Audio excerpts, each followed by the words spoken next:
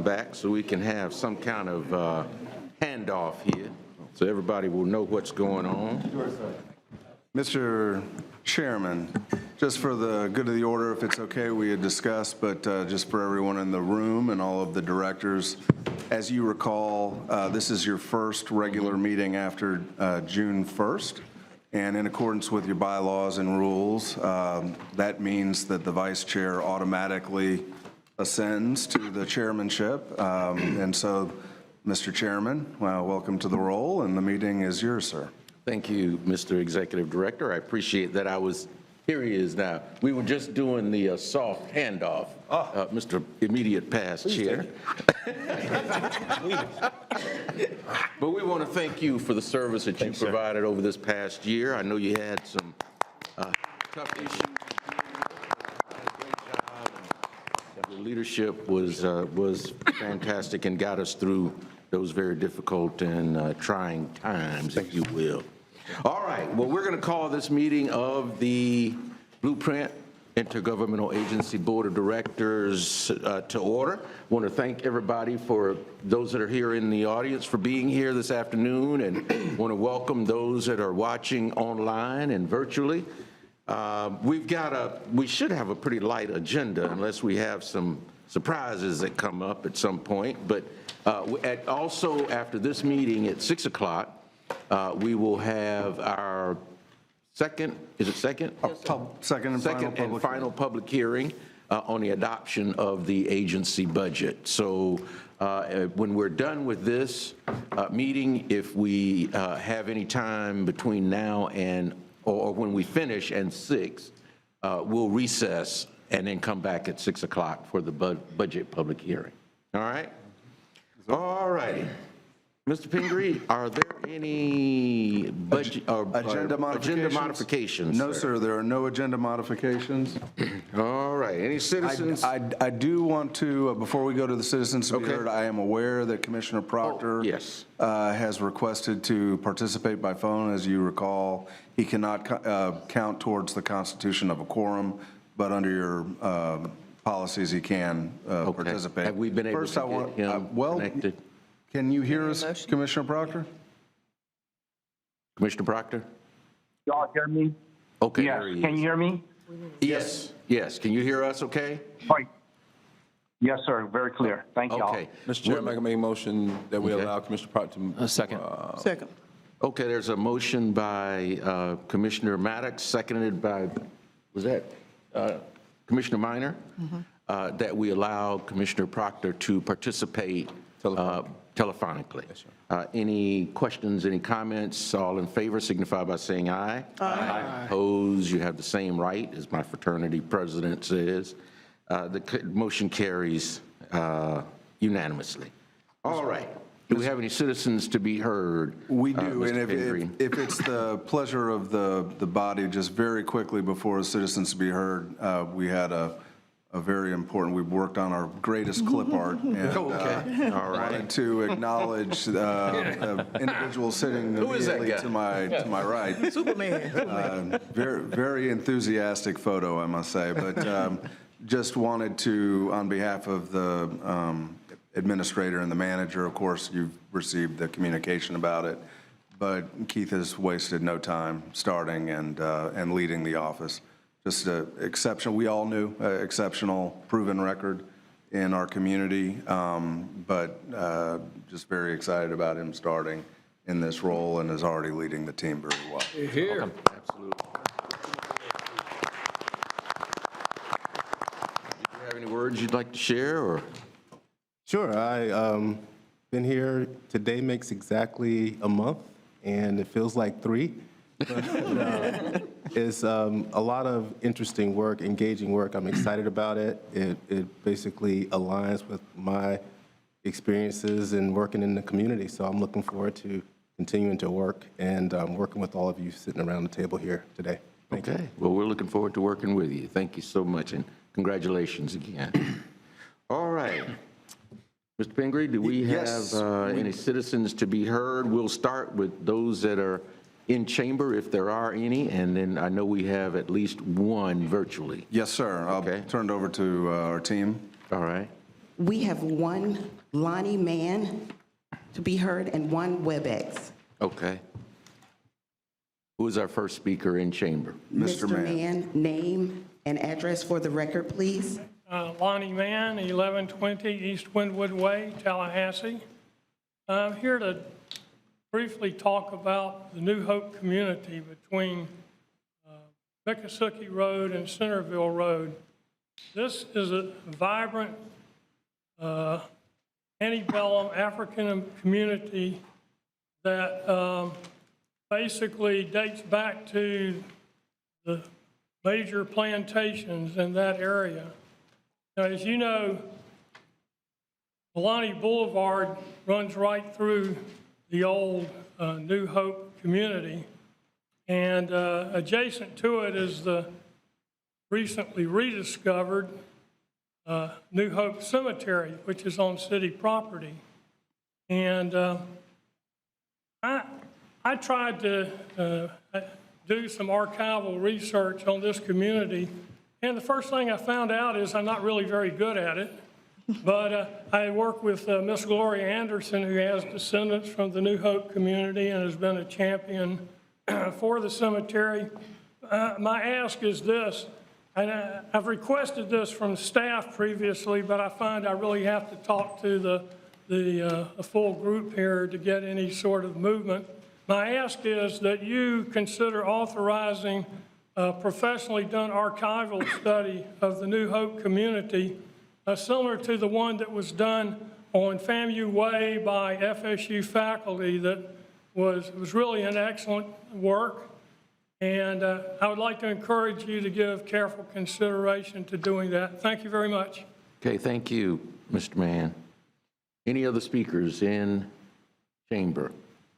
Yeah, I know we have one that's, We have one by WebEx, By Max WebEx. Epstein. okay. Mr. Epstein, are you there? Yes, can you hear me? Yes, sir. You can give us your Excellent, name thank and you. address for the Sorry, record, and you'll have Yeah, 3 sure, minutes. 1001 Stan Lewis Road. Sorry, I couldn't be there in person, but I appreciate the opportunity. Okay, I'm here to talk about Capital Cascade Segment 4 and a simple ask, which is that you extend the study area for the project to include the west side of Lake Munson that is owned by the National Forest Service. As you know, we've been working with the county and making good progress. A drawdown of Lake Munson is going to happen this fall. Excellent sign. But I think that there's a real opportunity here, as there are hundreds of acres on that side of the lake.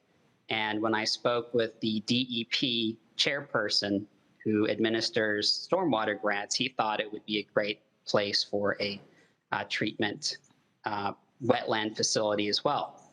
But like Mr. Mann, we're learning that we're going to need your direction to do so. We met with the county in July and Blueprint, and we started off on a really good foot to collaborate and go after grant funding. We were told at that time that they would be bringing back the possibility and the analysis of that for your December meeting.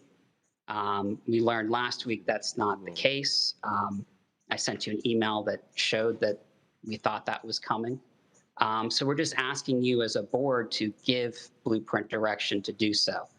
This is an opportunity to treat all of the water that comes into Lake Munson and come up with a beautiful stormwater system there, similar to the Sweetwater Branch in Gainesville. And we have the engineers who designed that working on this project. You know, we were told earlier last week when Autumn was nice enough to meet with the Lake Munson residents and the county that there isn't enough room in the current study area to do such a treatment facility. Well, we have $10 million plus another $9 million coming in.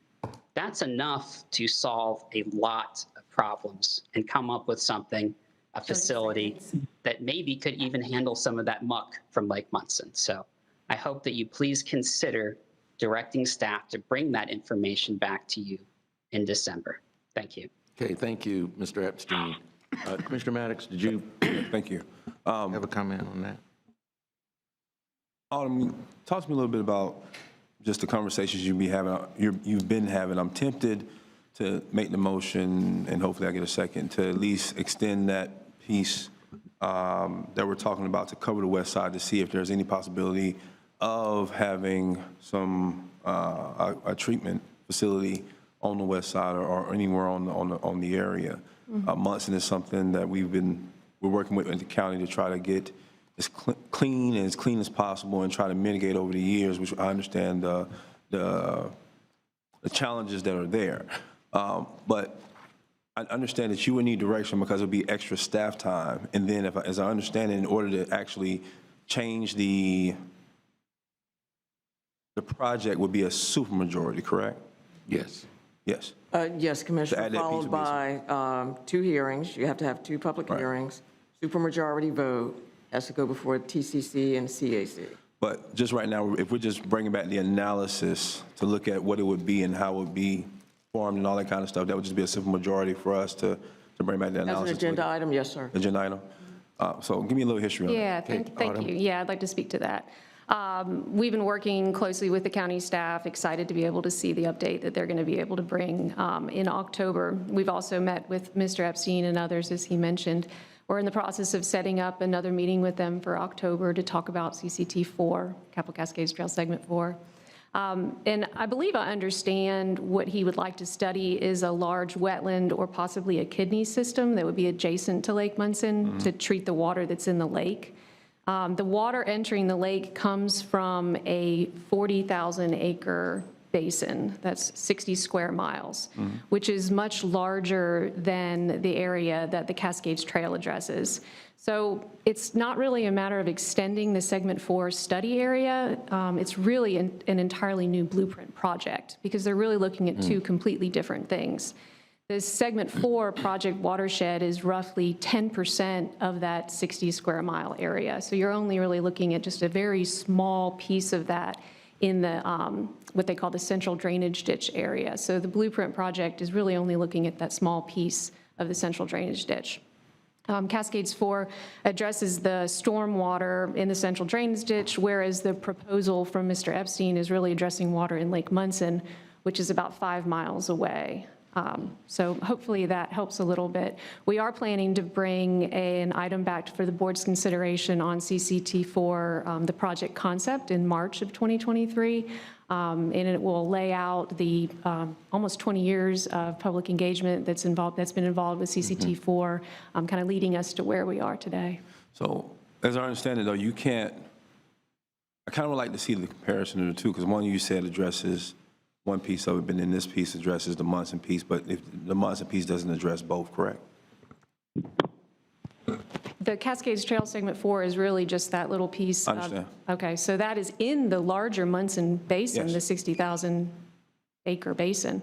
I'm sorry, 40,000 acre basin, which is 60 square miles, but all of that basin goes down into Lake Munson. So he's talking about treating the lake, the water in the lake itself, versus we're talking about treating a portion of the water, 10% of that water before it enters the lake. I understand. So here's what I like.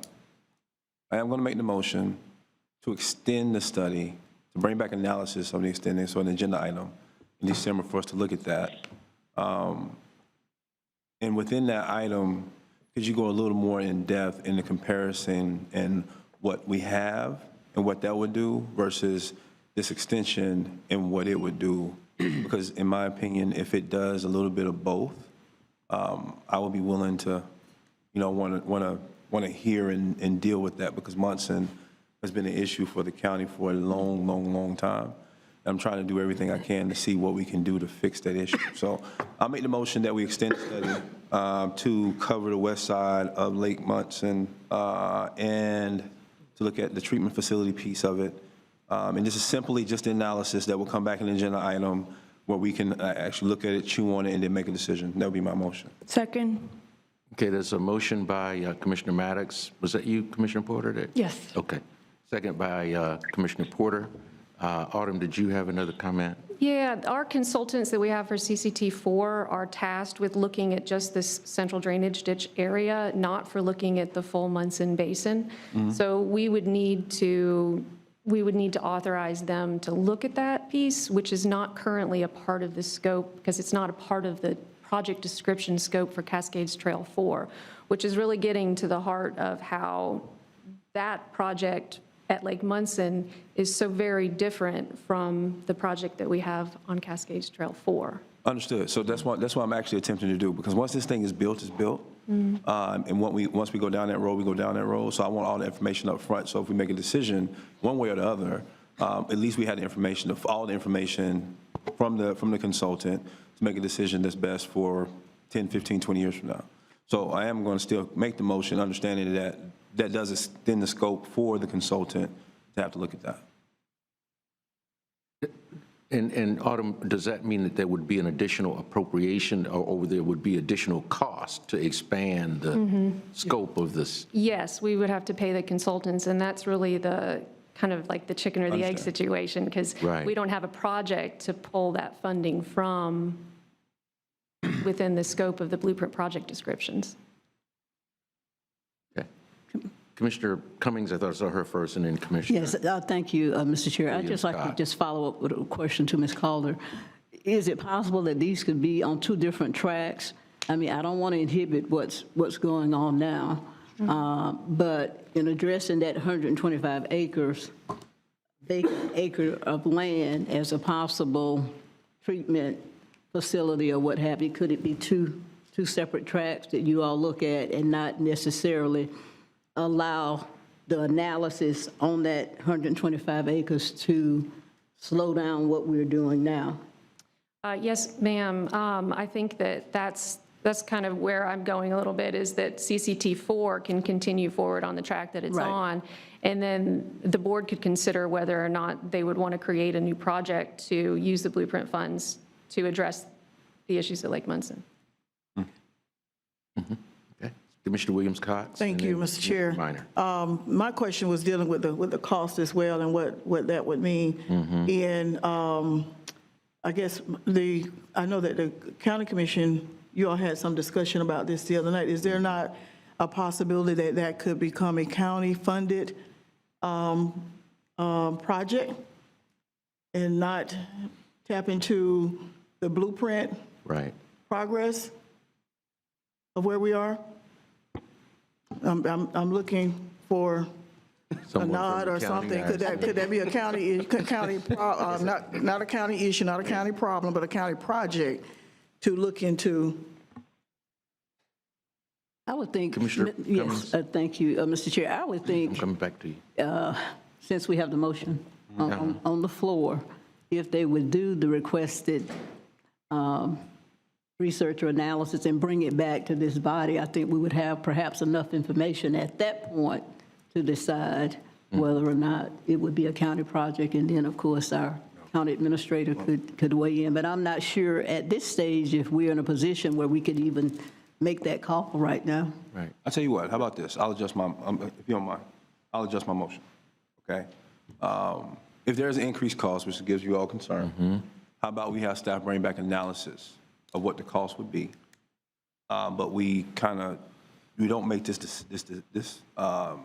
Cascades 4 decision in December, and we bring back the analysis of what the cost would be, an agenda item with the analysis of what the cost would be for us to look at this piece of it, and then make the Cascade 4 decision in the next meeting.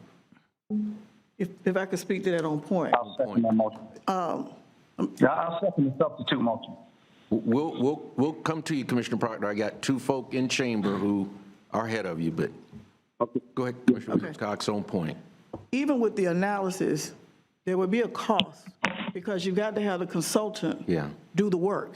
Correct. To be a part of the analysis. So it's not like staff is going to go out there and do that analysis. So there's still going to be some cost that when you start expanding scope of a consultant, you start adding costs. Speak to that, because I mean, if you guys are just suspending the contract, you can't do that without asking the consultant. I mean, the consultant will have to ask for more money in order for us to ask them to give an estimate of what the extended scope would be. We could develop a scope and an estimated fee in a range, maybe a range of what that could be. We'd want to work with the county staff to determine what the scope could possibly be, and make sure that we're in step with whatever decisions the county takes upcoming board meeting. So on point, in all fairness, I understand the cost issue. I mean, this would be new. Whoa, let's come through the chairman. Yes, sir. I'm sorry, Mr. We Chair. can't have freewheeling. This is question and answer, period. Yeah, Mr. Chair, Commissioner I'm sorry, Maddox. Mr. Chair. On point. Yes, sir. In all fairness, I do understand what the cost issue there. I mean, I would have the same issue. I think it would be prudent for us to see what the costs are associated with it and the opportunity costs that we would have moving forward. So that's why I said I would take that motion off the floor that I made originally and have an agenda item coming back looking at the analysis of what the extension of scope and cost would be, and then be able to move forward from there. What I'm asking, though, is that because you broke it apart as two separate projects, is there no way that it could be combined in one versus it being two separate? So what you're saying is Capital Cascade 4 would leave the station, and then we consider a new project. What I'm saying is we put all that analysis up in one and make it one project. Would that create an issue? It's looking at two entirely different systems. I mean, the Cascades 4 is a very small piece of a much bigger area with Lake Munson. So the work that is being requested with Lake Munson is really an analysis of the lake itself. There are certain things that we would want to know, like, when are the nutrients released? How do we treat for those nutrients? What are the options in terms of technologies? It's really focusing on the lake itself and the nutrients in the lake, whereas Cascades 4 is about that central drainage ditch and the nutrients that it's bringing down the system through the Munson Slough.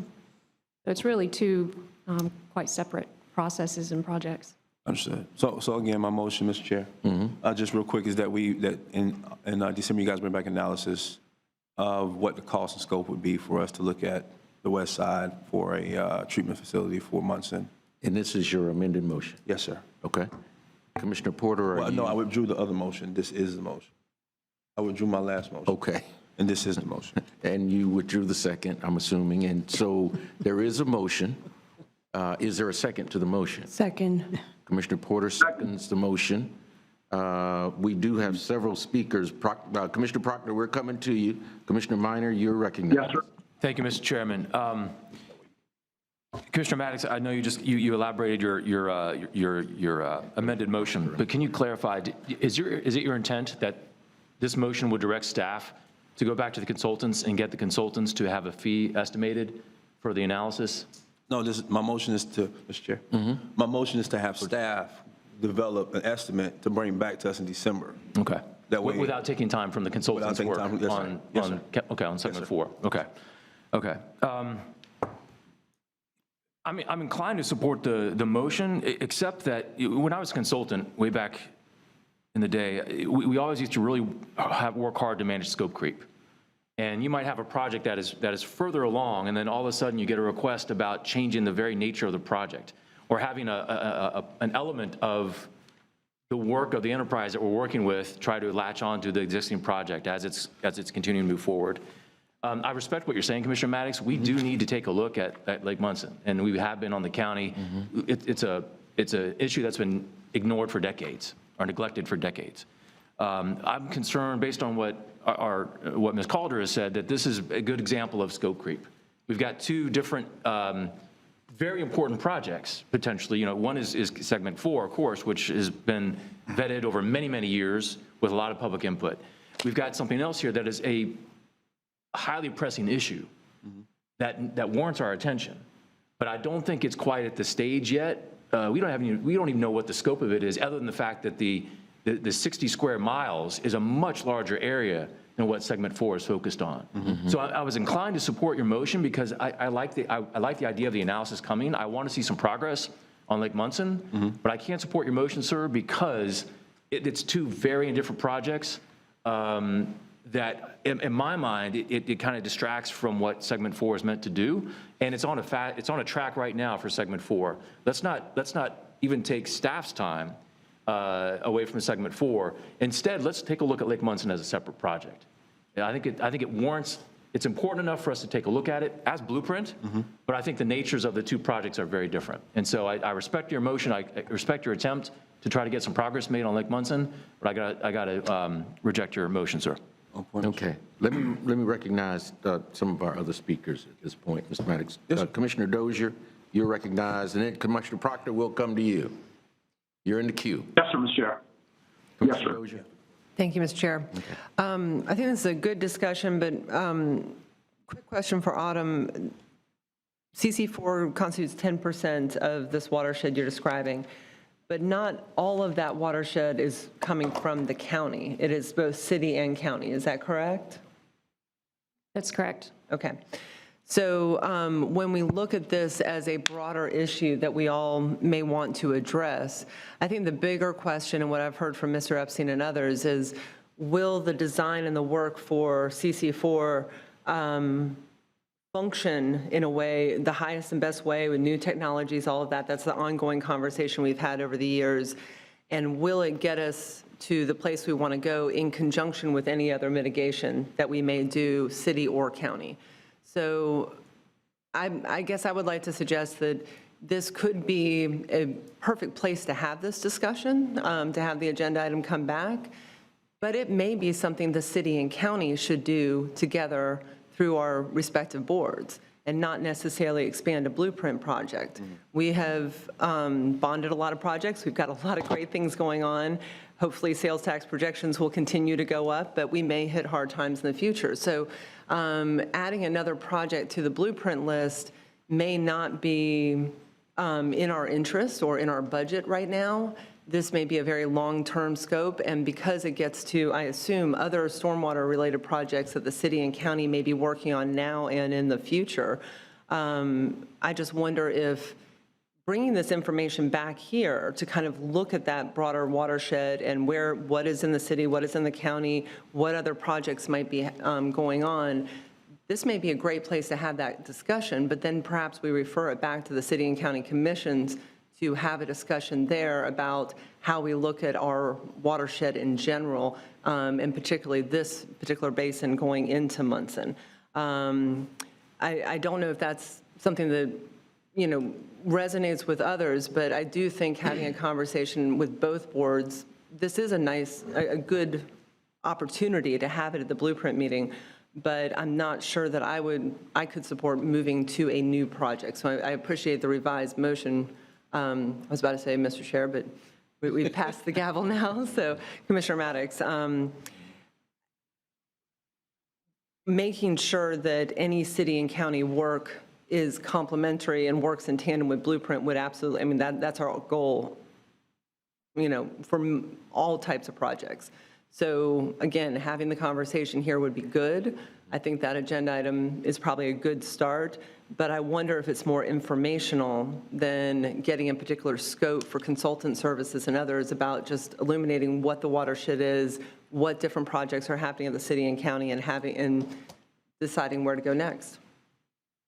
Okay, we've got one other citizen in the chamber, and so let's hear from that person at this point. Who's our? You got Commissioner. Mr. Stanley Sims?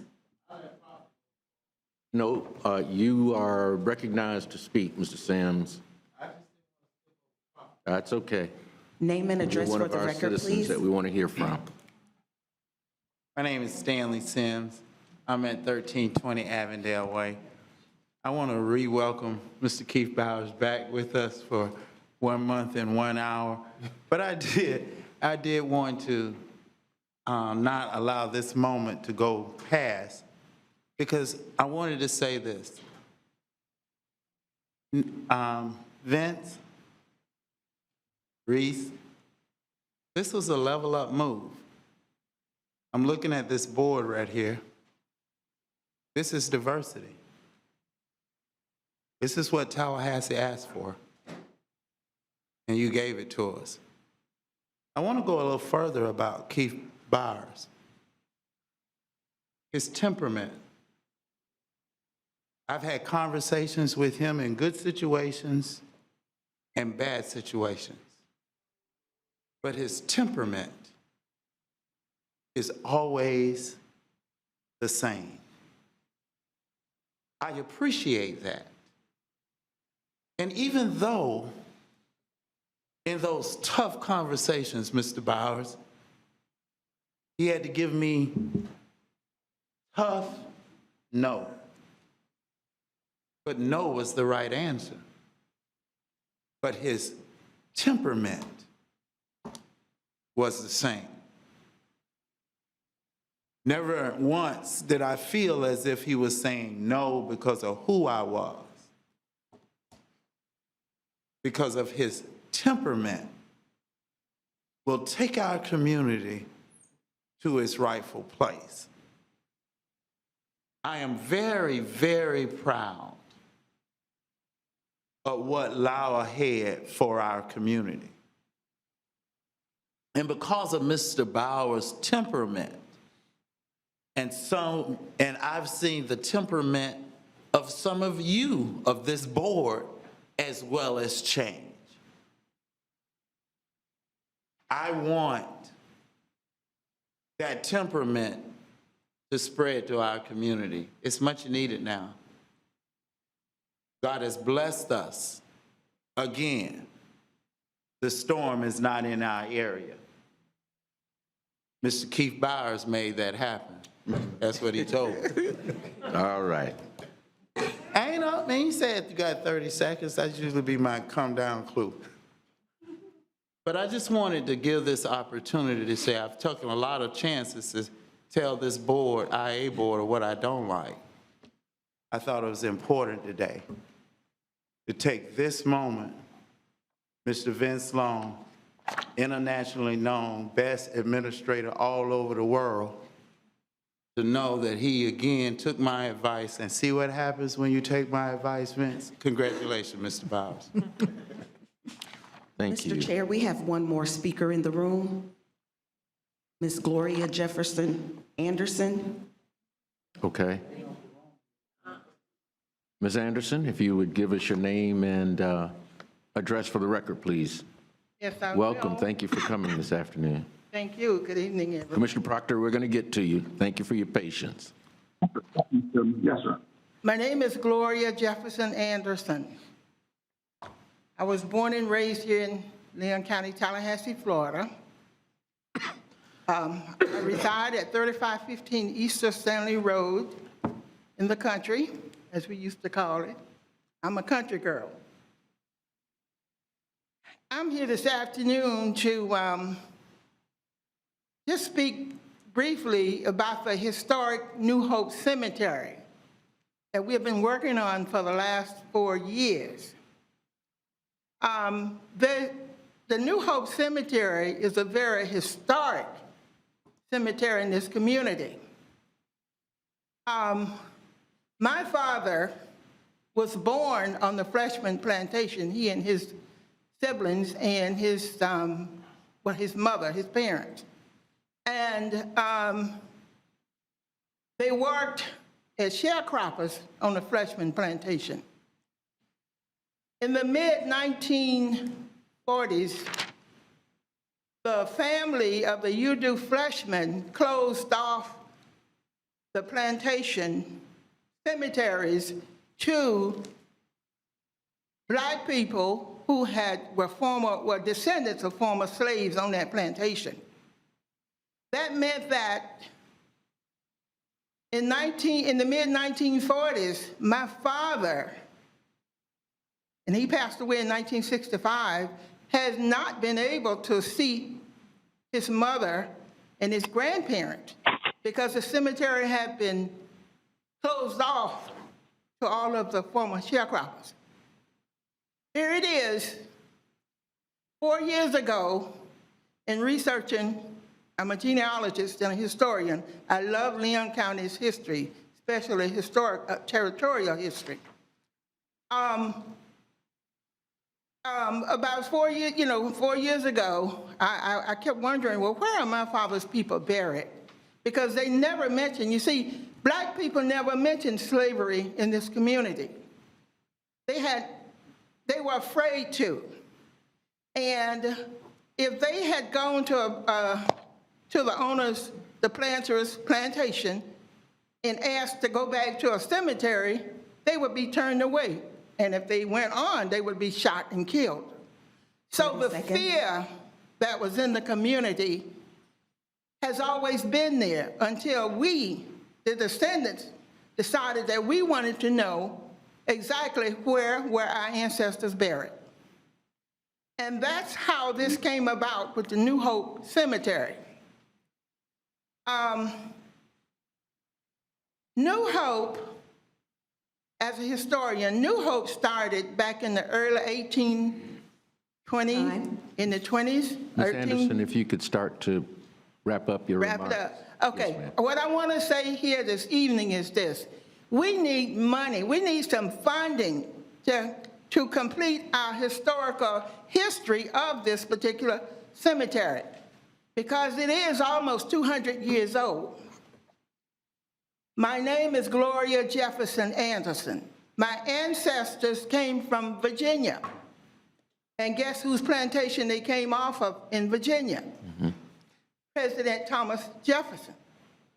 So this cemetery has a meaning to me because his grandson, Francis Alps, bought a plantation out there when he came to Leon County and brought 129 Ms. Anderson, of Thomas Jefferson's slaves with him. All I want to say is thank you all so much for hearing me, but we do need some funding so that we can go ahead and bring some closure to this particular project. Thank you very much. Thank you, Ms. Anderson. Okay, Commissioner Proctor, you're Thank you, Mr. Chairman. Can you hear me, Mr. Chairman? recognized. Mr. Chairman, can you hear me? Yes, we can hear you. Oh, good. All right. Good evening, commissioners, ladies and gentlemen of our meeting. When we talk about segment 4, I want to make sure that we recognize, to my understanding, that segment 4 has much to do with flooding down at Leon High School. And to deal with the flooding at Leon High School, we came up with the Cascade Park, and we needed to hold some water there. And we built the park around that, but the focus, the real operative concern was relieving flooding there, Leon High School. That chain of filters of holding water pouring from north side to south side includes the Lake Anita, which is a stone's throw from Cascade. Then we have the Cold Chute Pond, also dealing with flooding in the area. I suspect that it takes some heat from Florida State, but relieving water flooding from Leon High School. And then where the Alberta Crate Factory once stood, we have another deep hole that takes water that comes from the Florida State football stadium area and around that area. Go on down, we have Lake Henrietta, which serves as another filter specifically for filtering. We were thinking about Lake Munson and keeping it. And now we come to segment 4. I think I've just enunciated 6 water bodies man-created to absorb our community from flooding. And they're all on the south side. And the politics, if you will, or the optics of it, happens that with Lake Munson, currently, I think that the chairman, Vice Chairman Maddox is thinking, as the county commission has been forced to recently, we're looking at Lake Munson in part as a health crisis, a health issue, because we're looking at it being closed this summer. We're talking about a toxic water body. The county itself put signs up that was agreed to with the Florida, the state's oversight agency, and we saw skin rashes. We saw pictures of animals, and I think Mr. Epstein has been a pretty golden voice in lifting that. So with all of these bodies of water, if to Commissioner Williams-Cox's question about money and who pays for it, and I believe Commissioner Dozier took a swipe at that issue. And, you know, from terms of dividing a cost, that would certainly, to me, a study would say, well, how much of this water originates in the city's jurisdiction and what amount of water. So Lake Munson sits across the street from the urban service area on the in the Capitol Circle, south side off of Crawfordville Road. We know where it is. And if we did a cost-benefit analysis or a cost breakdown, this would be a large city bill. But in another instance, commissioners, remember that Lake Munson has been glorified and even villainified in two different ways. First, we show attention to it not because Lake Munson itself needs attention or that we care about what happens. But Lake Munson has come to our awareness as an effort to protect Wakulla Springs. And we have given more interest in Wakulla Springs than we have to this lake, specifically for the lake. What we've done for this lake, and this includes the near $300 million that the City of Tallahassee did to modify sewer treatment, and that's a big investment. But if you go back and check the annals of history, these records would show that the city invested this $300 million not for the sake of Lake Munson, but they did so with the interest of the pristine water body called Wakulla Springs. Lake Munson, commissioners, has also been utilized at times to say that the septic issues inside the urban service area, that we need to do something because Lake Munson is going to be polluted. And then we also simultaneously use the septic issue, septic tank failure, to say that, well, they're going to pollute Wakulla Springs. So we got a dual hit monster. It has been loved on largely because we were casting our shadow of love more toward Wakulla Springs protection than Lake Munson. This chance to spend this money, Ms. Autumn, that Commissioner Maddox is talking about, is a sense of health and safety first. Do we know the impact of what Segment 4 would do to Lake Munson if Lake Munson's pureness and purity is to be lifted and raised that far? Do we know how Segment 4 would mitigate against the disastrous water content in Lake Munson currently? And I think what I hear our Vice Chairman asking is, with all the lakes we got, from Cascade to Anita to Cold Chute to Henrietta to Alberta, now Segment 4, collectively, we don't know what they do. And then there's another water body, commissioners, Silver Lake, Commissioner Proctor, that runs behind. Could you start? Sir? I think we've heard your point. Can you start to wrap up your comments, maybe? We've got a couple others. Yes, sir. Okay. Thank you. And so I think that to Commissioner Maddox's motion, all of these dynamics require and compel our support of this motion for all of these waters that emerge for different reasons, none in the protection of Lake Munson, but always for other reasons. Either we love Lake Munson and let's going to do something to protect it, or let's not blame the people who have septic tanks that they are the ones who are messing it up. What are we doing? What are we allowing? And we should take that as a front-end view and not later down the road and continue to blame septic tanks by our citizens in the Southside. Thank you so much, and I'm going to support the motion. All right. Thank you, Commissioner Proctor. Thank you for your patience, and we appreciate your remarks. Commissioner Porter, followed by Commissioner Maddox. Commissioner Porter. My question was answered. Thank you, Mr. Chair. Okay.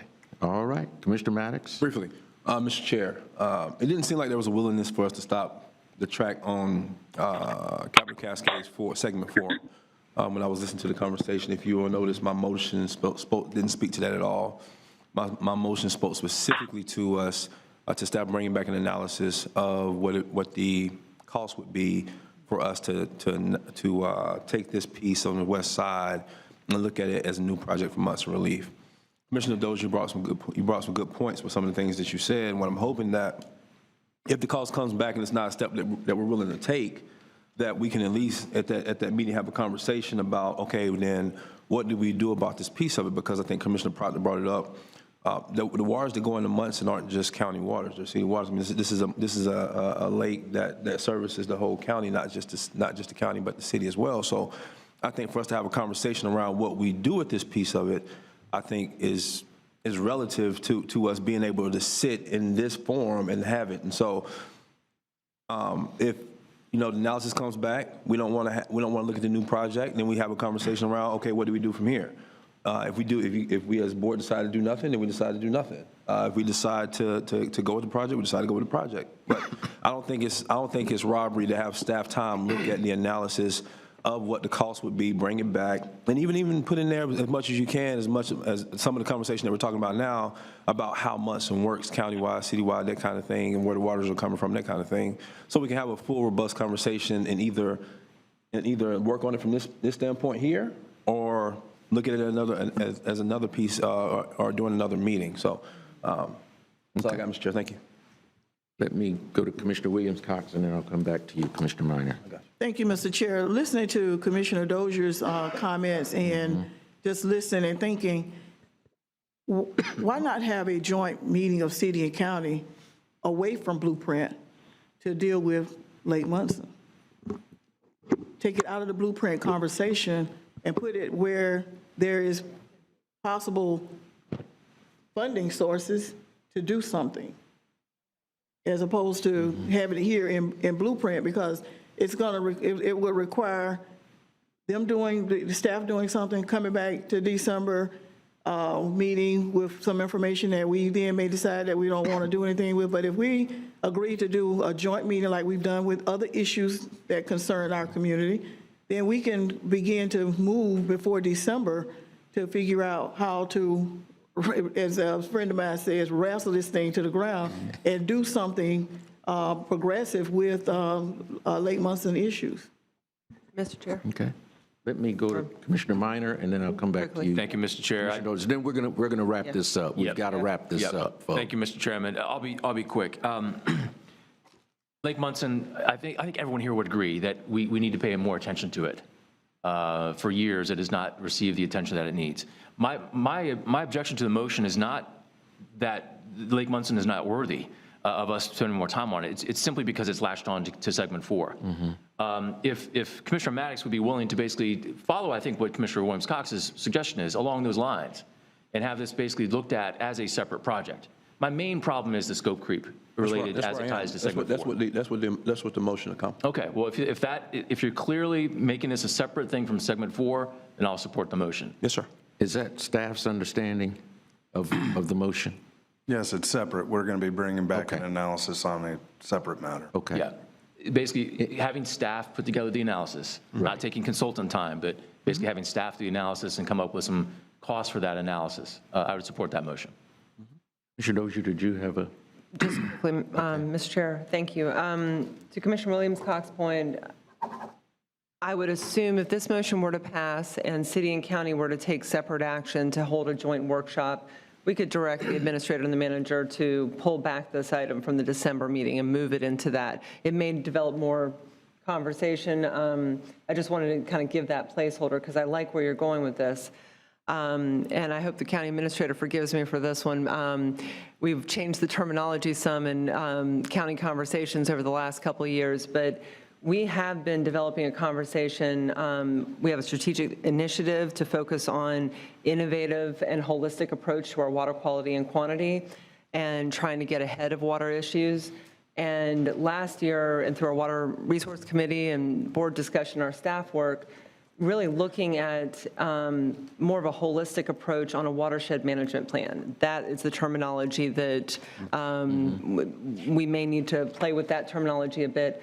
But really, it's, water knows no bounds. It flows from the city into the county, and there's difference between urban service area and rural area, but we all have to deal with, and we're all funding. And I will say, there's been incredible investment from the sewage treatment plant to stormwater projects over the years from city, county, and Blueprint. To address these issues, not just for Lake Munson, but Lake Lafayette, Lake Jackson, a lot of different areas. So I think that conversation, Commissioner Williams-Cox, could be brought in to really look at our water issues more holistically and how city and county may work together. And this is, I guess, I can't help but thinking about what our neighbors in most parts of the state are dealing with right now, whether it is one storm or a major hurricane. We know things are changing. And so the impetus of looking at our water issues more holistically, looking at new technology, was really to address some of the water quality issues we face right now, but also to look at how changing climate is going to impact us in future years. So I do like where you're going, and I'd welcome, the chance for the city and county to meet jointly and to explore some of those issues. These are high cost. We can't solve everything overnight, but a longer-term planning and really digging into that discussion and working jointly, I think could benefit all of us and benefit our entire community. Okay, thank you, Commissioner Dozier. And I'm going to give some brief remarks, and then we'll bring this in for a landing. I'm going to agree with Commissioner Cox and Commissioner Dozier. I think these are, and it's clear from staff's analysis of this, is that these are two very separate projects. And there will be some cost involved. And I would caution us, I was on the original Blueprint Committee. And one of the things that made the extension of our sales tax successful was that we were able to show this community where we completed every project on time within budget. So now if we start to now add projects and additional costs, and we have to cut projects or cut the cost of certain projects to fund others, we're headed down a slippery slope. If 20 years from now, this community says it wants to look at this issue again, we may have lost faith with the voters in that respect. So, keep that in mind. I like the idea of us having a joint workshop where we look holistically at our water issues, and we can include Lake Munson in that as well. But to add it to the project, the Blueprint project that we're currently embarking on, I don't think I could support that. So with that, that brings us to a vote. Do we, Madam Attorney, is this a unanimous vote or a majority vote? It's really hard to tell. Sir, it may be best just to do a roll call vote on this. Okay, all right. Mr. Chair, may I, just for clarification? Commissioner Cummings, yes. Yes, before we vote on it, I just want to just make it clear that what the motion is, number one. It's my understanding that it's not including this study to be part of what's already on the agenda for Blueprint as far as completion of a certain project during a certain time. This is just a study to bring back an analysis of the cost to look at that 125 acres. Am I correct, Commissioner Maddox? That is correct. Madam Attorney, it should be a simple majority, correct? It is a simple majority. I think the chair was asking whether or not it would be like a unanimous or what have you in terms of the vote. Okay. If I understood you correctly. Yes. Okay. Yeah, so it'll be a simple majority vote. We'll do a roll call vote. If we, roll call, who will do the roll call? Mayor John Daly. Okay. Aye. Commissioner Matlow. Aye. Commissioner Porter. Aye. Commissioner Richardson. Aye. Commissioner Williams Cox. Aye. Commissioner Maddox. Aye. Commissioner Cummings. Aye. Commissioner Dozier. Aye. Commissioner Minor. Aye. Commissioner Proctor.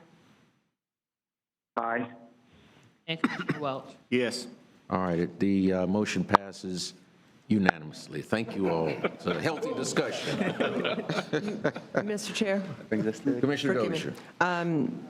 We're still reacting to our public comment here, and we're about 5 minutes away from our public hearing. But I do want to go back to comments made about New Hope Community and New Hope Cemetery.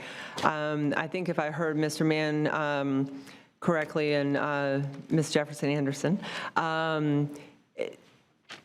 what you were proposing was more of a study, but also documenting the history, similar to what we did on FAMU Way.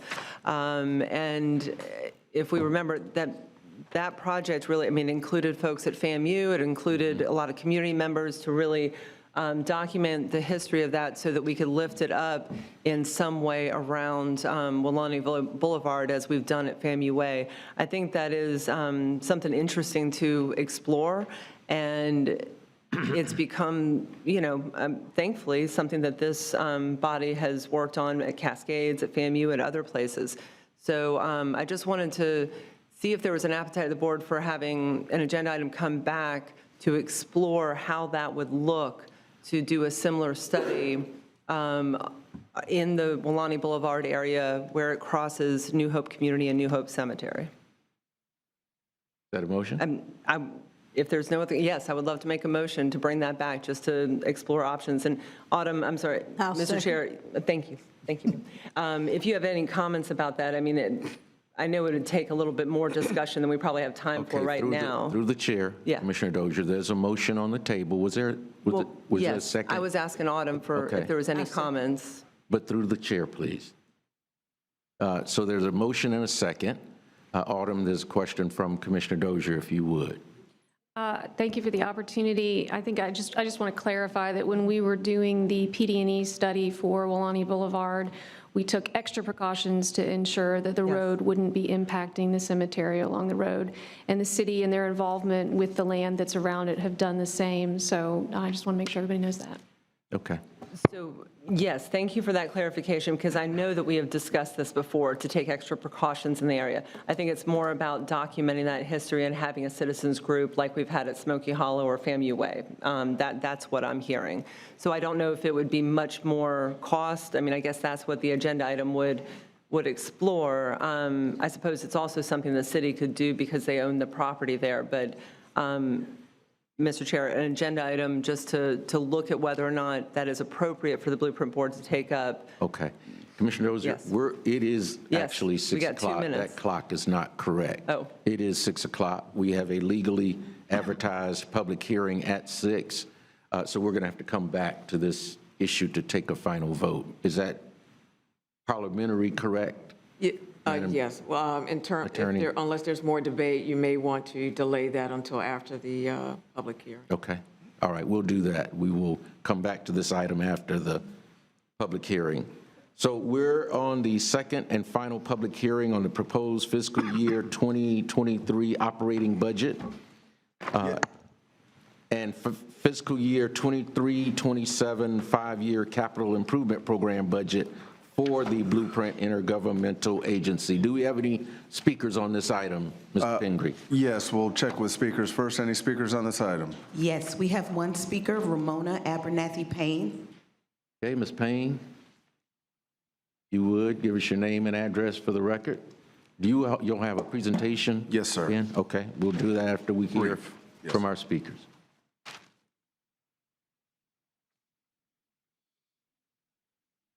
Ramona Abernathy Payne, 2006 East Indian Head Drive, Tallahassee. And I thought I was going to address item 8, but I know the Blueprint Office of Economic Vitality is tasked with developing and diversifying our economy. Reading the Blueprint annual report for fiscal year 2022, I see that, and quote, over the next 5 years, OEV is positioned to provide an estimated $12.81 million to support local businesses, entrepreneurs, targeted industries, and local workforce development. $12.81 million. How much more could have been done to support local businesses if twice as much were available? How much more could be done to support workforce development if $27 million had not been given to FSU to enhance Doak Campbell Stadium? Twice as much could have been available to support local training programs to develop that workforce. Twice as much could have been available to support local women and minority-owned businesses. Twice as much could have been available for targeted industries. Twice as much could have been available to develop and diversify our economy. As you move forward with fiscal year 2023, with that budget, Please be better stewards of our tax dollars. Thank you. Thank you, Ms. Payne. Mr. Chair, I have one more speaker in the room, Will Crowley. Okay, Mr. Crowley, if you'd give us your name and address for the record, please. You'll have 3 minutes. Yes, thank you. My name is Will Crowley. I live at 2308 Cypress Cove Drive. I'm here today to speak on the budget. I want to say there's a lot of good things in this budget. There's a lot of good programs that are and development that's coming as because of this budget we've got here. But really my concern is with the process that has brought us here.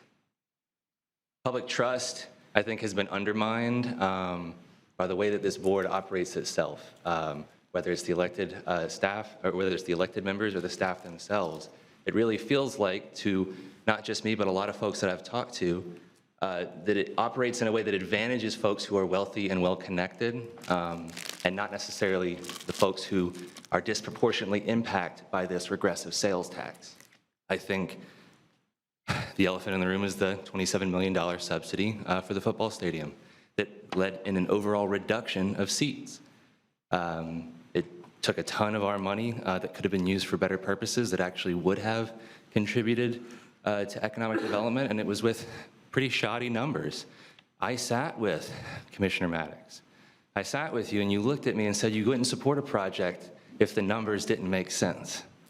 You know, I sat with you, Commissioner Proctor. Where's Commissioner Proctor? Not here today? Commissioner Proctor online.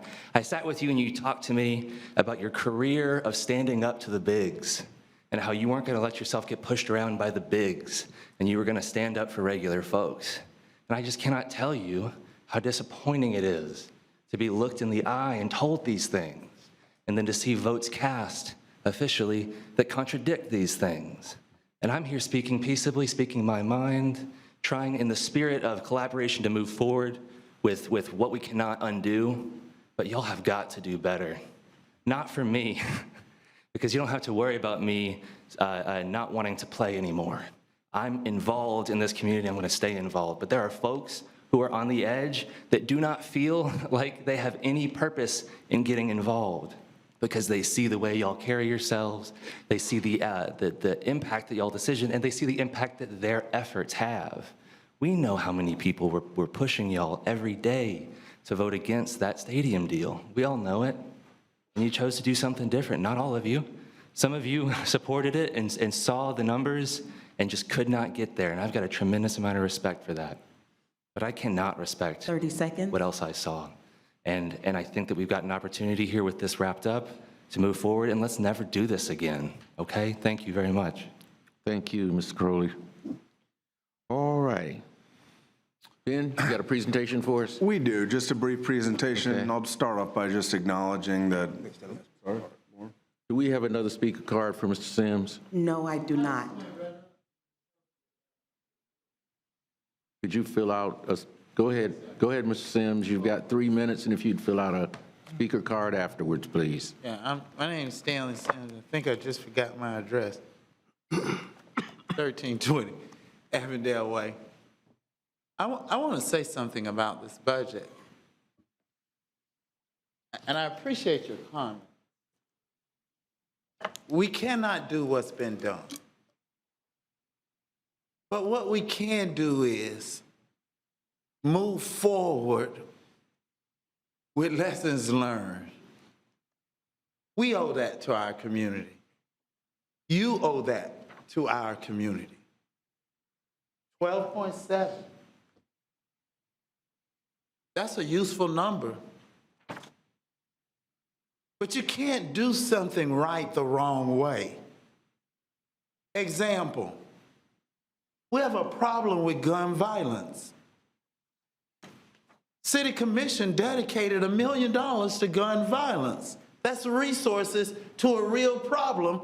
But then when you hold secret meetings at your house to give people who you like an advantage to put their bid in first and stronger in hopes that they'll vote for you, it taints the process. I wash cars. I'm proud of it. I wash some of y'all cars. I don't rob. I don't steal. I work hard every day. And when blue lights come on, I only jump as wondering what type of policy am I being retaliated against, not because I victimized someone. And I'm proud of that. I have 2 black kids. One who is suffering because of my advocacy, but he has showed his daddy his resilience. 12.7 next 5 years? That's small. When I watch businesses struggle every day. Wings now, 5 for $9. It's expensive out here. You know, my car wash has gone up. Tie shine is expensive. We don't have a set salary like some of you. This aid is what we need. Thank you. This is a prepaid political announcement. Please support Frenchtown Rising. Come on out, enjoy yourself. All right, Mr. Sims, thank you. I love it. Mr. Pingree. Yes, Mr. Chairman, Commissioners, Mayor, thank you. So very briefly, just to kick this off, this will look very familiar from the budget workshop that you had back in May. That being acknowledged, and we're not going to go through all of the detail that we did then, but we do have some updates, so we do have a brief presentation for it, and I think it'll be helpful, not just to remember where we were, but also for those in the room about what's in the documentation itself.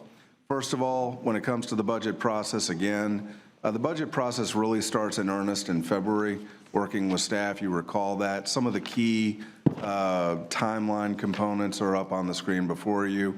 You may remember a robust discussion at the May 19th meeting talking about the priority projects that you had identified for the next fiscal year and the 5-year CIP to continue to implement the program of work of Blueprint 2020, some of which you'll hear about here briefly today. Happy to affirm to you that the first public hearing in accordance with your rules and bylaws was held at the Citizens Advisory Committee. All budget materials were published appropriately, and you're in good standing here. Very quickly, I'm going to turn it over to Trace to consolidate in one slide all of the revenue estimates, and then you'll hear from Keith and Autumn respectively about their budgets at a very high level. And back to you, Mr. Chairman. Okay, as you can see from the chart on this slide, revenue growth in the current fiscal year has been outstanding as compared to all prior years of the Blueprint program. A slight downturn is projected during next fiscal year as the Federal Reserve and other banks increase interest rates to slow inflation. Stable long-term growth is projected thereafter. The Blueprint 2020 program is expected to provide $1.2 billion to Blueprint OEV in the city and county over 20 years. $842 million is the agency's projected share between 2023 and 2039. We have a $25.5 million state infrastructure bank loan that's scheduled for the first draw for next month. The long-term 2024 bond issue is penciled in at $120 million right now. That number is going to be refined prior to May 2023, the budget workshop next year, and before the budget hearing next September, 1 year from now. The timing for the bond is expected to be in spring of 2024. As I mentioned, the 2022 revenue has performed well over the amount budgeted, and the positive budgetary fund balance has already been programmed into 2023, so it'll reduce some of those effects of inflation. And I'll turn it over to Autumn for the infrastructure. All right, thank you, Trace. So in fiscal year 23, we have $50 million going into the infrastructure program, and the infrastructure program receives 66% of the sales tax revenues. Of that $50 million, roughly $7.5 million will go towards our first debt service payment for the 2022 bond issuance. $4 million is proposed for the operating budget this year, which provides for our staff cost of living increases at that 5%, as well as our allocated costs to the City of Tallahassee for services like IT, human resources, and purchasing. That helps us keep our staff trim and focused on project implementation. The remaining funds, about $38 million in fiscal year '23, go into our capital program. So the capital projects are presented in our 5-year capital improvement plan. For this 5-year period, the proposed budget includes a $240 million investment in local infrastructure improvements. It provides full funding for several key infrastructure projects like the Northeast Gateway, Fairgrounds, and the Northeast Park. This 5-year program also includes $50 million specifically invested in sidewalks, water quality, transit, bike routes, and greenways. I'd also like to highlight some of our achievements in securing outside funds from FDOT on blueprint projects on state roadways, as that's a critical part of our opportunity to complete this program. I mean, just starting right off the bat, Capitol Circle Southwest, that first phase is going to begin construction this fall from Orange Avenue to Spring Hill Road. In total, that represents a DOT contribution of $175 million. That is the blueprint #1 priority project, so we're happy to see that moving forward this year. On another level, we've got the Northland Road Gateway, a Blueprint 2020 project. We were able to secure $1 million in funding for enhanced medians from John Knox up to Lakeshore Drive, and that will be going into construction next spring. Midtown placemaking, I know we've talked to the board about an agreement with DOT to implement the Midtown project on Thomasville Road. So that's bringing a complete streets project consistent with the blueprint program there that DOT is contributing to. And then just kind of the beginnings of some of our long-term projects, like the West Side Student Gateway. That's West Pensacola from basically TCC out to Capitol Circle. That project is a state road, and the DOT has funded a feasibility study there. So that's the first step towards getting that project implemented. So the 5-year CIP allocates $240 million, but the value of those 27 projects that are underway is more than double that. Due to the prior year allocations, what we really see is a $580 million investment in our community's infrastructure, with over half of that being invested on projects in our south side. So for my last slide, together, these 27 projects include 23 miles of roadway improvements, reducing congestion, increasing safety, 114 miles of bicycle and pedestrian improvements, creating or improving over 338 acres of parks and public spaces, hundreds of tree plantings, new public parks, and it's an exciting time to be a part of Blueprint because over the next 5 years, construction will be ongoing and very present with 16 projects breaking ground in our community. So I'm excited to share that today and look forward to your comments. Okay. Thank you. Thank you, Autumn. Chairman Richardson, Mayor, Commissioners, the budget before you that I'll present collects $33.4 million in sales tax revenue over the next 5 years. The budget also funds debt service, operating expenses, and all capital commitments made to date. The proposed fiscal year 2023 budget is $8.37 million, which projects $6.3 million in sales tax revenue, $1.3 million in miscellaneous revenue, and $766,000 in city and county funding. We have budgeted $2.5 million in operating expenses, and the operating expenses increased 8.72% as a result of fully funding vacant positions, and which also includes, as you can see on the screen, a 5% cost of living increase. The proposed fiscal year 2023 through 2027 capital improvement budget allocates $12.8 million in resources to continue your efforts in expanding the Tallahassee-Leon County economy. Over the next 5 years, this budget funds the following activities. It fully funds the Tallahassee Airport allocation, debt service of $3 million, operating expenses of $2.5 million, and roughly $2.8 million in capital projects and reserves. The proposed allocation to fund OEV's capital projects also ensures that the funds committed to business expansion, incentive agreements, and economic development projects are fully invested. Projects and initiatives such as the Target Business Program, the Competitive Fund, LCRDA, Corporate Pledge, Local Business Workforce Development, as well as the Minority Women Small Business Enterprise Academies and outreach efforts have been incorporated into this budget. Due to the higher than expected sales tax revenue, OEV proposed the funding of competitive projects funds to ensure that our community is positioned to leverage funding for future competitive projects such as Amazon. This year's capital budget will also provide funding for the Future Opportunity Leverage Fund for future programming by the IA. These future opportunities could be utilized to implement mid to long-range strategies in the updated strategic plan.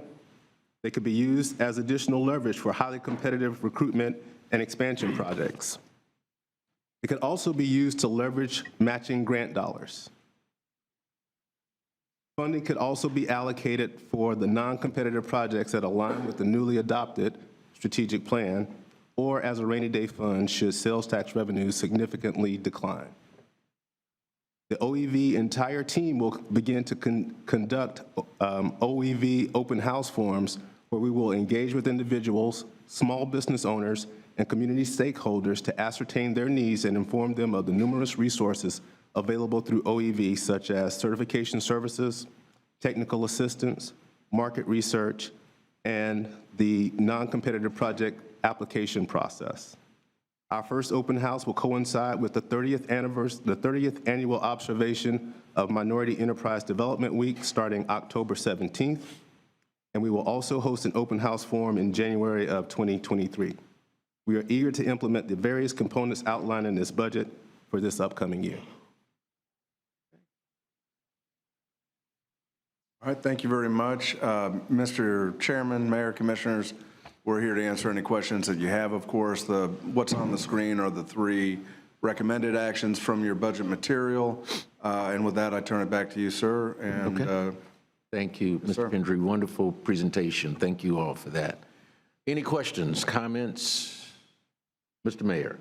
Thank you, Mr. Chairman. I certainly do appreciate it, and I want to thank staff for your hard work and dedication to this organization. This is an incredible budget, a budget that I wholeheartedly support. We look at the incredible work that we're doing through the Office of Economic Vitality and what we will continue to do. I'm very proud to be a member of this body. When we look at the projects that we have funded in cooperation and consideration of the public's comments, moving forward with stormwater, sidewalks, greenways, and the measures that we have taken, this is a sound budget. I look forward to supporting it. Mr. Chairman, I will make a motion for staff recommendation of option number 1, option number 2, and option number 3. Okay, there's a motion by the mayor. Seconded, did you? I'll second. I was going to, but It's okay. Seconded by Commissioner Williams-Cox. Are there any questions, comments? Commissioner Williams-Cox, you're recognized. just a comment. I want to say kudos to staff. It's been a rough ride, but you all been riding with us. And we certainly do appreciate you staying focused on our mission, and that is to move our community forward with these projects that we promised that we would deliver. And along the way, some things happened, and we did make some adjustments. But I know that we've all made those adjustments in the best interest of the future, not for me today, but for my grandchildren and the children to come. And so I want to thank you all for your hard work in staying focused, answering our questions, countless hours of workshops and phone calls, because, I call y'all, I got y'all on speed dial. So thank you all so very much for always answering the questions, answering the call, and having served as staff in other capacities. I understand somewhat. The staff, when I was a staff person, I didn't have to get into the political arena. Somebody else did that. But you all have done a yeoman's job in weathering this storm, if pardon the pun, but of getting us focused on doing what we're supposed to be doing. And I'm very proud of the projects that will take place in our city, especially on the south side, which is where so much attention has been needed for a long time. So thank you all for being bold enough to go in and say that of these projects, this many will impact the south side directly. And so we certainly do appreciate that, as well as Keith, welcome on board. I think Christina and Daryl have left a soft landing for you, and so we're just expecting you to continue to take us higher. So thank you all so very, very much for the work that you're doing, Daryl, in your office, and making sure that folks get an opportunity to participate in these projects and earn some of this money that's coming into our community. Thank you all. Thank you, Commissioner Cox. Commissioner Welch? Mr. Chairman. We'll come back to you. We've got Commissioner Welch, Commissioner Dozier, and then we'll come to you, Commissioner Proctor. Commissioner Welch. Very good, thank you. Thank you, Mr. Chair. I just want to echo Commissioner Williams-Cox's comments. I think that there's been a lot of tough conversations in this room over the years, and you see that, a large chunk of this money has been allocated, and that was as a result of tough conversations. And I think at this point, we should take some level of pride in the fact that we've gotten this far in such a short amount of time. And I know that as a lot of projects are going in the south side, a lot of these projects are going in the north side. And I'm very proud of that as well, and looking forward to seeing the dirt turning and looking forward to seeing actual progress on these projects. And I just wanted to commend you guys, Ben and your staff, and Keith, welcome aboard. Specifically the infrastructure projects. I think we have a lot to be really, really proud of with those infrastructure projects across the community. So just wanted to say thank you, Commissioner Williams-Cox, because you really kind of captured my sentiment on that. And like I said, I'm looking forward. I know that there's maybe not as much money in this budget for future years right off the bat, and I would encourage Keith, and specifically in the Economic Development Department, to, let's be aggressive and strategic in how we employ those leveraging opportunities, and do what we can with the resources that we have, and just commend this board and a lot of the people. Y'all been here longer than I have, as I've said before, and a lot of those tough decisions were made before I was here. But I think that it's best if we all look to the future and sort of embrace the reality that you're going to start seeing things go up and things go down, and in terms of dirt being turned and construction happening. And our community desperately needs the infrastructure projects in particular that we're going to be building. So thank you. Okay, thank you. Commissioner Welch, Commissioner Dozier. Thank you, Mr. Chair. So I concur with the comments that have already been made. This is a fantastic budget, and thinking about infrastructure first, in our briefing, Autumn, I remember you saying this is a very exciting time to be part of Blueprint. And if you allow me, Mr. Chair, you reminded me when I walked in that it has been 10 years for Autumn Calder working with Blueprint. So congratulations on that. Working in a lot of different capacities, and you have certainly seen this organization from all different angles, and this is a very exciting time, and you're leading an incredible team. So thank you, and thank you for your team. I think we are in a very good place there. It's not so much a question unless any of you have a comment on this, but increased sales tax revenue is good, but we also see increased cost. So it seems like that's kind of balancing out to some extent right now. Hopefully we will see costs come down and revenue continue to stay up, but that's just something we got to be aware of, as we move forward in future years, because costs may not come down as much. For the OEV side, already welcomed our new director. So you mentioned using some of the funding for matching dollars. And I noted that in the budget documents that our discussion last spring. And I'm really glad that you all are looking at more grant opportunities and increased funding there. I continually hear, and I know we all hear this, about the workforce issues, the labor and training issues, particularly in the construction industry, but in many different fields. So while we may not be able to get grant funding for incentive-type programs or some of the other things that we do with an OEV, it seems like grant funding, particularly for workforce and potentially for other types of revolving loan programs or even loan programs to support minority and women businesses that may look a little different than the revolving loan program, that, that has some structure that may not benefit everyone. It seems like those are two areas, Mr. Chair, where we could target grant funding, particularly from the federal government.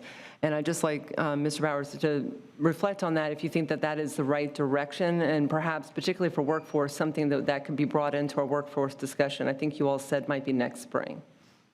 Mr. Chair? That's correct, Commissioner Dozier. We see a lot of opportunities, especially with the incentives that are in place with financial institutions, not only traditional financial institutions, but certified community development financial institutions, CDFIs. There's been a lot of money allocated in that regard, and we stand ready to take advantage of those opportunities. And I don't think it's lost on any of us that you've worked in this space and looking for those fundings for a long time. Sure. So it's a good time for you to come in. Well, good. I think that is going to be a very interesting discussion. If you all remember, we directed staff to bring us a robust discussion with our workforce partners. And I believe that's been you said it's coming in the spring, is that correct? Forthcoming, yes. Okay. Spring at the latest, if we can get it. Actually, no, in the spring, because that's the OEV meeting. That's the OEV meeting, right. So similar to the Planning Council, partnering with our higher education and workforce training programs to apply for some of those grants could be a really interesting opportunity as well, could pool our funding there. So I think that will be a really important part of that discussion. As for other types of incentives, I'm seeing this right in the budget. I mean, we've got 1.375 in that future leveraging opportunities, that's correct. So that's less than we gave to Amazon. It's less than we gave for Danfoss for others. So we're going to have to get really creative with that funding. And I think the match funding and others, other types of opportunities could be our best bet in using those funds. I guess the other question is, for incentives, are we in a place where we're really looking at what we had prior to the sales tax extension, meaning development, permitting, exemption, property tax, whatever those types of things might be, because we also don't have the state QTI program anymore. So right. I'm just curious, Mr. Chair, if we could reflect on where we're going with other incentives for those businesses that you're talking to about recruiting to Tallahassee. I'll take it first, and then I'm sure Keith will have some comments on this. Keith did a good job of explaining, I think, that he's going to be looking at all of the various programs and incentives that this board has created moving forward. That being acknowledged, and acknowledging your comment on QTI, the targeted business program continues to be something that is a leader in terms of locally created incentives anywhere in the state of Florida. And so that I would phrase it to build upon the success of that and the strength of that and the flexibility, frankly, of that incentive in particular. But yes, and I'm encouraged by what Keith has already brought forward in terms of doing a full analysis of where we can strengthen, particularly in the diversity DEI space, if you will, and with the growth for minority and small-owned businesses. But Keith. Thanks, Ben. And in addition to our focus on access to capital, because we realize that is one of the areas where most minority businesses have issues and challenges. We are keeping a close eye on what's coming out of the Department of Economic Opportunity, the state Small Business Credit Initiative. It's estimated that they will have about $500 million available. We've already begun conversations with the folks that administer those programs. And once we have those, the process codified, we plan to include that in our outreach efforts to minority and women-owned businesses. Mr. Chair, I'm going to wrap it up right here. So that would include perhaps assisting folks in applying for those types of programs. I think that is a really critical asset within OEV. And in your open houses, I really like that idea as well. So, that's great, because a a lot of other communities in the state receive a lot of money from DEO, and I think we deserve to keep some of that money at home. And I know you all have developed a good relationship with DEO, so that's fantastic. The last thing, Mr. Chair, is just a little note. I know we've talked about this before, but the Appalachian Regional Planning Council, the RLF program, I noted in the agenda, I think you listed 8 businesses that received funding. I don't know what point they reported back. I think we're at 11 businesses and over $500,000.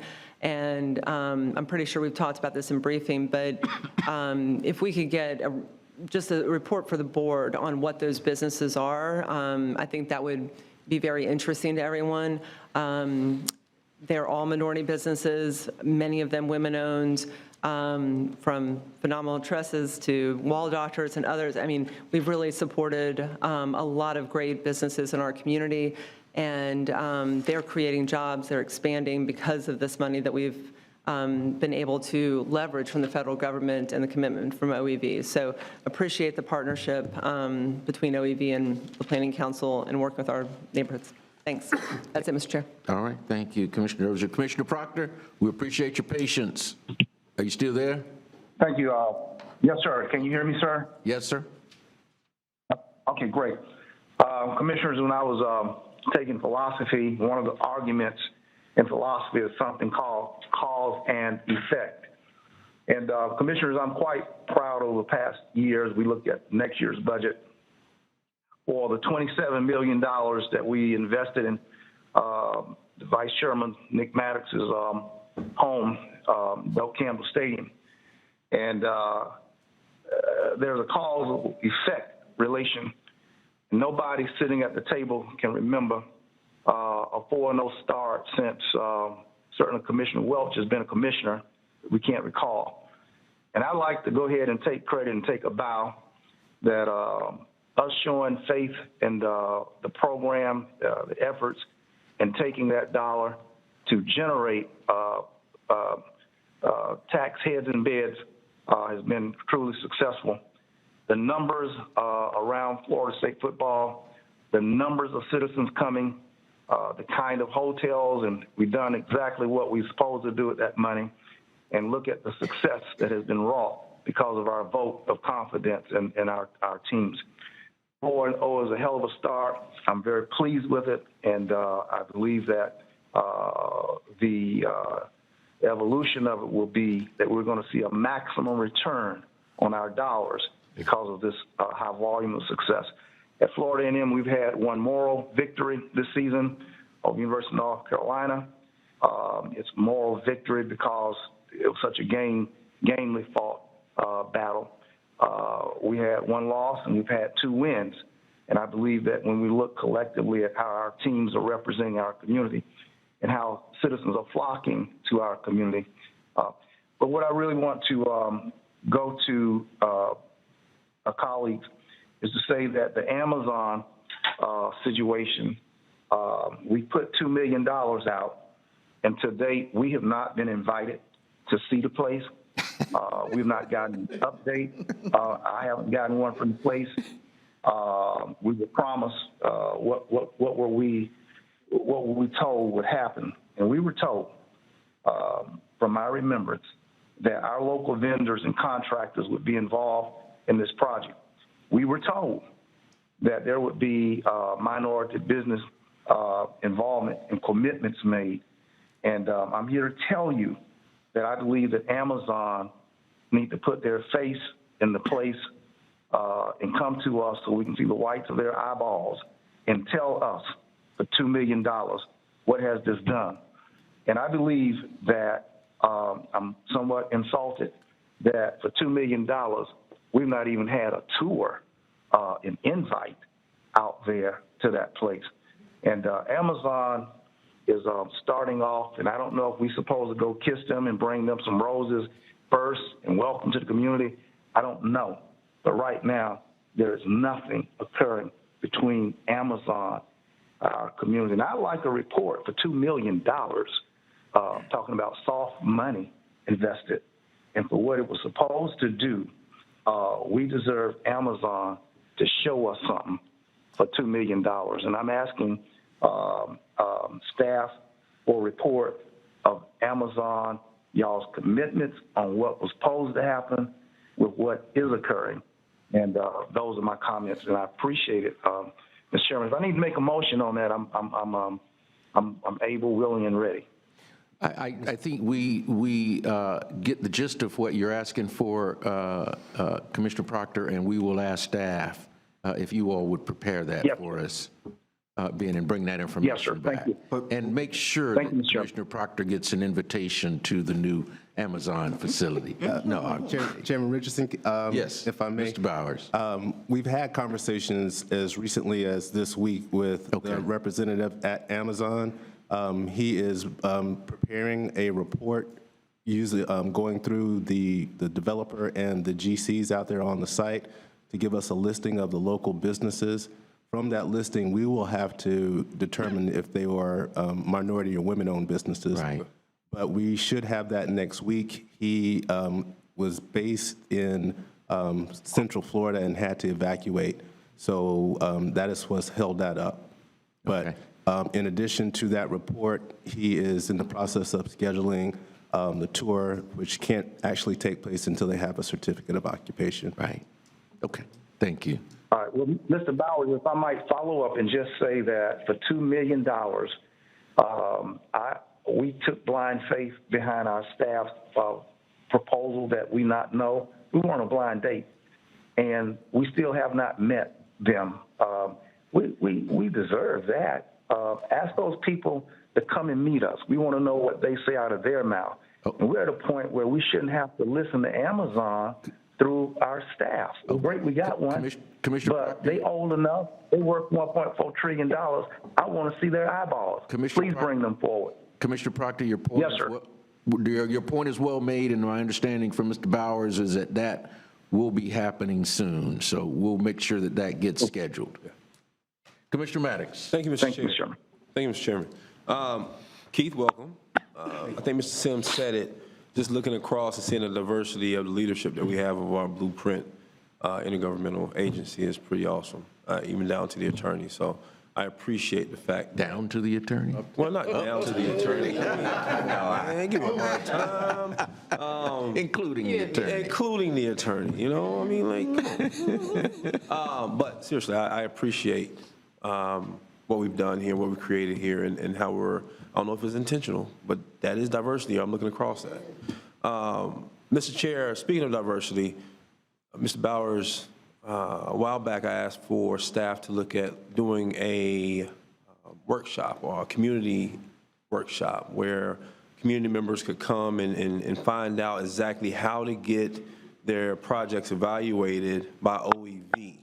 I want to make sure that that's in the pipeline to happen soon. Can you speak to that? Yes, sir, Commissioner Maddox. We are hosting an OEV open house on October 17th, the week of October 17th, which coincides with Minority Enterprise Development Week. Awesome. And we will go through our certification services, the technical assistance that's available, market research, and also walk through the non-competitive application process. Great. We will have another open house at the beginning of the year, sometime in January. Great. I think it's great timing with that, Mr. Chair. If you don't mind. I'm sorry. I think it's great timing with that, with you coming on and the community being able to meet you in that setting. So October 17th is an awesome date for that.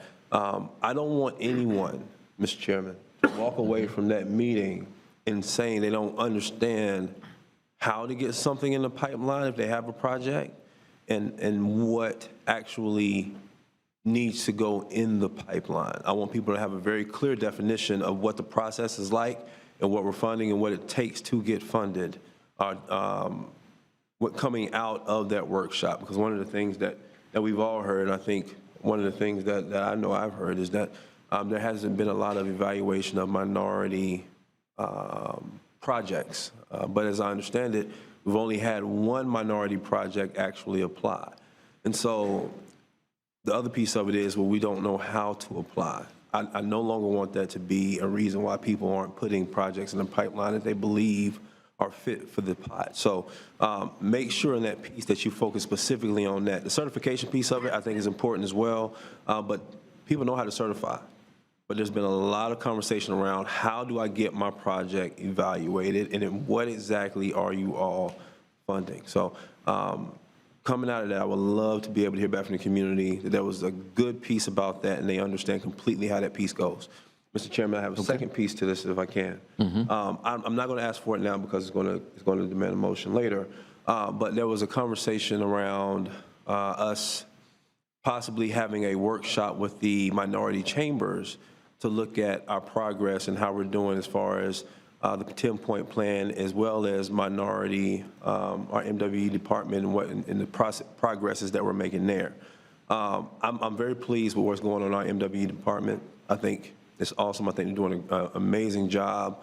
But I do think there is some merit there in us sitting down with our minority chambers and just having an annual conversation, even if it's outside of a workshop, just an annual conversation with them and with you all and them to talk about where we are as a community as far as minority access to dollars. He talked about capital and all that kind of stuff, and the challenges that our community is facing when it comes to minority businesses being able to operate here in Leon County. So I'm not going to ask for that now, Mr. Chair, but I just wanted to make you aware that I will ask for that later, and I would love to have a conversation around whether that's going to be just a conversation with staff or a set workshop that we can all participate in and enjoy the conversation. Thank you, Mr. Chair. All right, Commissioner Williams-Cox. Just very and we're going quickly to bring this in for a landing. On point with what Commissioner Maddox was saying, I do not want the responsibility to be on this workshop for people walking away understanding, because we don't know the different levels of understanding. But I believe that there will be a good faith effort provided by this workshop to help people understand better, and they will provide whatever other information that they need. But everybody's understanding level, we can't put that on them, because everybody understands how they understand. That's fair. And so I don't want them to walk away saying, somebody didn't understand, although we spent 3 hours with them, they still didn't understand. But I just think that a good faith effort will be put there to help provide whatever technical assistance needed to make sure that there is understanding and opportunity. And on the second point regarding meeting with the minority chambers, I'm in favor of that. But I think that it's also important that we participate in the conferences and workshops and things that they have. There was a workshop just recently, actually a conference that the Capital City Chamber had, and all of us were not there. So I think that it's not always bringing them to us, but it's also us going to them and participating in what they're doing to show that we are there and we are there to support them. So I think we have like communication is two-way. So we got a two-way thing, not just bring them to us, but we need to go to them to see and support what they're doing with their conferences, with their workshops, with the things that they're doing to try to get more minority participation and women-owned participation. So just wanted to add that. All right. All right, we're back on the motion by the mayor, seconded by Commissioner Williams-Cox on options 1, 2, and 3. Are there any other questions, comments? All in favor? Is it a roll call vote? For budget? Madam Attorney? You can do a vote. I'm sorry, Mr. Chair, you can do a voice vote if it's hard to tell where the total votes fall, then we can do a roll call. All right. All in favor of the motion by the mayor, signify by saying aye. Aye. Opposed, like sign. The motion carries unanimously. All right. Now, that ends our public hearing on the final adoption of the 2023 fiscal year budget. We've got an option here. Well, what I want to do at this point is go back to Commissioner Dozier's motion on the Hope Cemetery issue. We do have some food in the back, so after that issue, if we want to take a 10 or 15-minute break, there is food in the Tallahassee room, and then we can continue with the other items. That's true. I would just offer, Mr. Chairman, the remainder of the meeting should not take long. If that's, the food will still be warm and ready. Okay. Good to go. But whatever is the pleasure of you, Mr. Chair, and the board. Well, let's go back to Commissioner Dozier's motion, and who seconded that motion? Commissioner Cummings. Is there any other discussion on that motion? Can it be restated, please, Mr. Chair? Would you restate your motion, Commissioner Dozier? It's to bring back an agenda item to explore doing a historical study documenting the history of the New Hope community and the New Hope Cemetery, similar to FAMU Way or Smoky Hollow past blueprint projects. Understanding that there may be some cost or some community engagement that needs to happen with that, but having an agenda item brought back to help us with that discussion. And I have a question. Williams Cox. I know that there has been some work done from the city side of this, and just don't know where these things converge. So are we, I'm in support of it, but I know that there has been some work with city staff already. Do we know the status of that? Mr. Chair, if I may? Commissioner Dozier? We've had a long time since I made the comments before, ma'am. So yes, this is the city property. I know there has been work done by the city and work done on the cemetery and work done with Blueprint as well. So I think the agenda item could share with us what has already been done and what options we may have simply to document it and to hear from the folks directly involved and from others in the community. I think that this could be an opportunity to lift up that history and to codify it and to display it in some way, as we've done on FAMU Way and Smoky Hollow. So again, the city may be able to pick this up more because of the work and because you own the property, but I think an agenda item is a way to start. Okay, thank you. Yeah. Okay. All in favor of the motion signify by saying aye. Aye. Opposed, like sign. Motion carries unanimously. Okay, Mr. Pingree, we are on item number 3, informational items and presentations. Do we have any? We're on consent. The consent agenda, I believe, is next. Consent. Second. Okay, so we don't have any presentations. I'm sorry? We were on item 3, informational items and presentations. I'm sorry. Assume there are none? There are none, no. Okay. No, yes, I'm sorry, Mr. Chairman. All right. See what I yes, mean you by are going correct. through the chairman? Y'all understand what I mean by that now, right? Yes, sir. Chairman knows how to run a meeting. He's been down this road before. Okay. So we are now on item 4, consent. Have there been any items pulled from consent? No, Mr. Chairman. No items pulled from consent. Is there a motion to approve? Move consent. Consent. Moved by Commissioner Dozier, seconded by Commissioner Minor. All in favor of the motion signify by saying aye. Aye. Opposed, like sign. The motion carries unanimously. We are now on item 5, general business.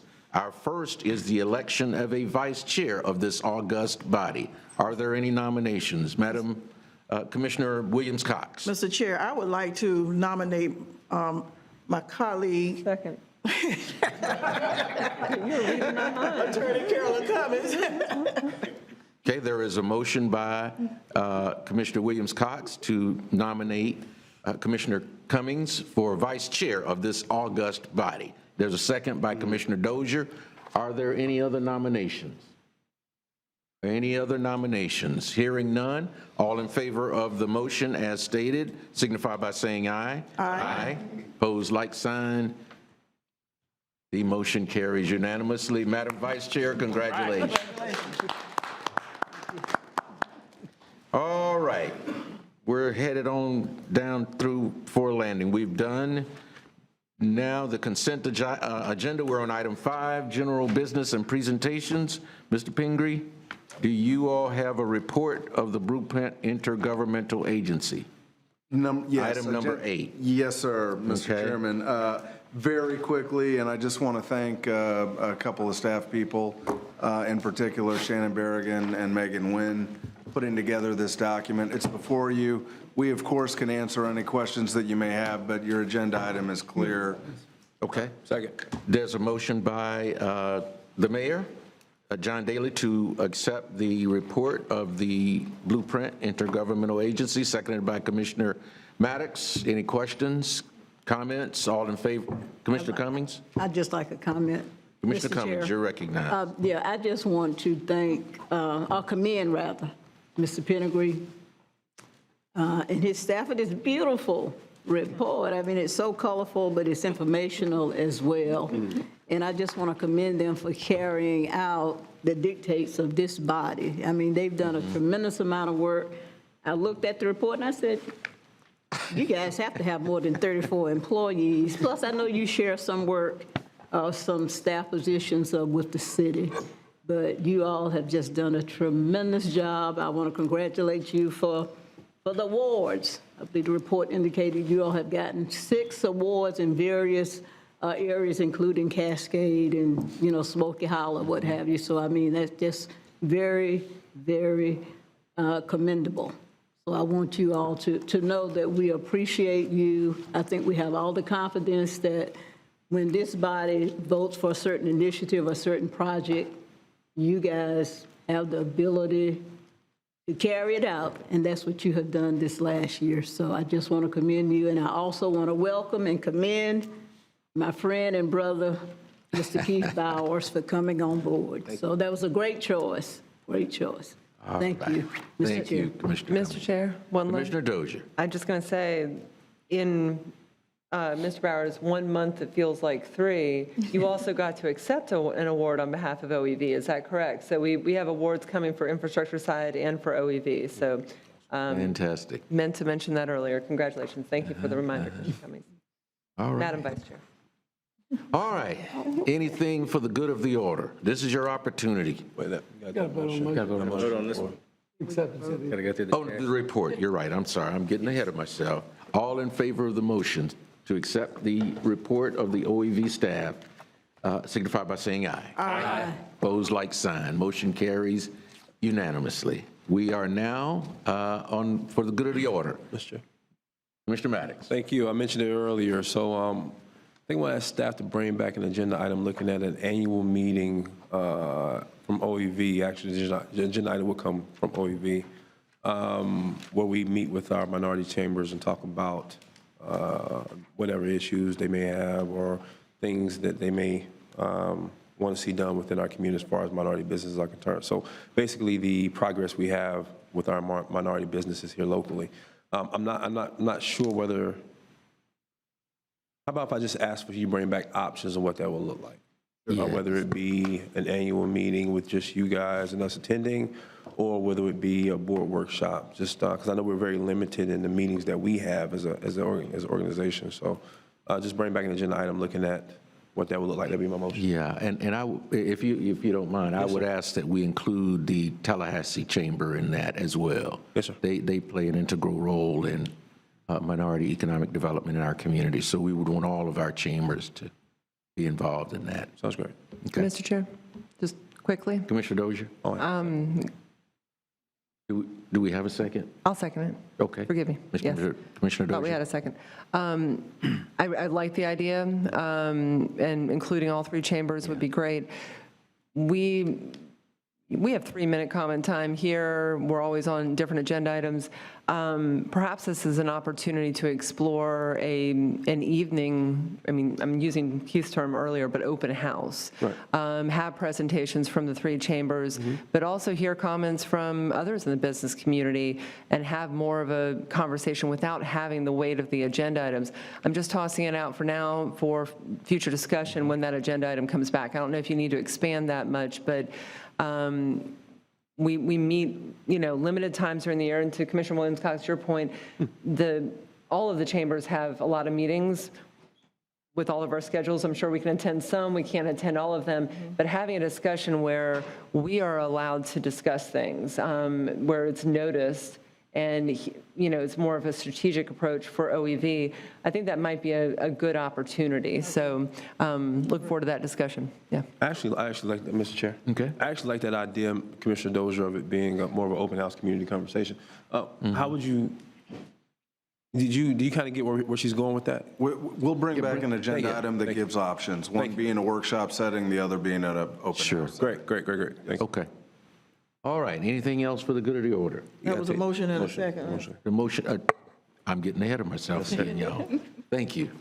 All in favor of the motion, signify by saying aye. Aye. Opposed, like sign, the motion carries unanimously. Now for the good of the order, anything else? Hearing none? Congratulations, Mr. Chair, on your first meeting. Thank you. Good job. Thank you, Commissioner Cox. With that, we stand adjourned. That's what I'm gonna do.